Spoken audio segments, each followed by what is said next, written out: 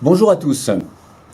Je voudrais très modestement prendre part et ouvrir un débat sur le conflit qui oppose actuellement la Russie et l'Ukraine.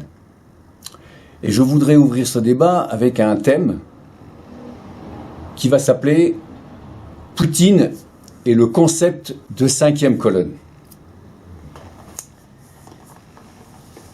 Avec le conflit en Ukraine, nous vivons de fait une époque qui devrait raviver notre mémoire collective et nous faire nous remémorer les mots d'Hitler prononcés en 1932. J'ouvre la parenthèse, c'est ses propos. Partout, en plein pays ennemi, nous aurons des amis qui nous aideront et la paix, oui, et la paix sera signée avant même que les hostilités aient éclaté. Le concept de cinquième colonne est apparu depuis cette époque et a été repris depuis dans tous les conflits du XXe siècle. Par exemple, la guerre d'Algérie pour la France, la guerre des 6 jours en 1967 pour Israël, etc., etc. La liste est longue. De nos jours, avec ce que l'on appelle la dissuasion nucléaire, cette approche, me semble-t-il, se doit d'être reconsidérée non plus uniquement en termes de force militaire, mais aussi en termes de mise en dépendance énergétique. Je n'invente rien. Avec une action diplomatique intense, Poutine a su endormir un grand nombre d'États européens ou de dirigeants qu'il a rendu dépendant de son pétrole et surtout de son gaz, qui pour certains représente jusqu'à plus de 50% de leurs besoins énergétiques, comme c'est le cas pour l'Allemagne. En même temps, depuis qu'il est au pouvoir, il a lui aussi, comme les nazis à partir de 1933, reconstruit l'armée russe.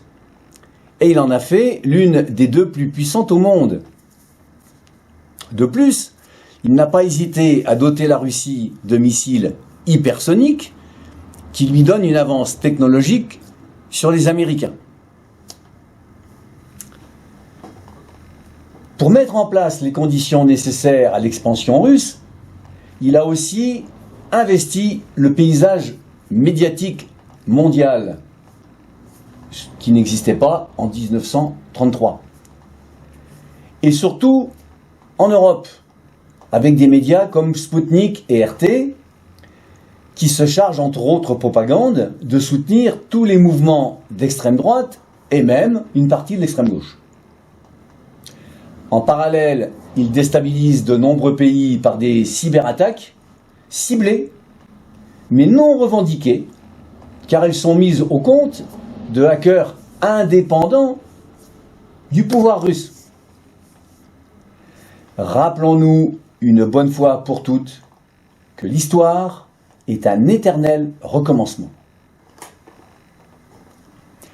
Il faut donc agir vite et fort. Les mesures économiques et financières que viennent de prendre tous les États étaient indispensables, mais ne seront totalement efficaces, c'est pas moi qui le dis, tous les économistes ou politiques s'accordent à le dire, que si le monde ferme les robinets d'approvisionnement russes du gaz et du pétrole. Il appartient donc à nos populations occidentales, de leur côté, au lieu de crier des cris d'orfraie, d'accepter le sacrifice de se serrer un peu la ceinture. Et cela pour envisager conserver leur liberté.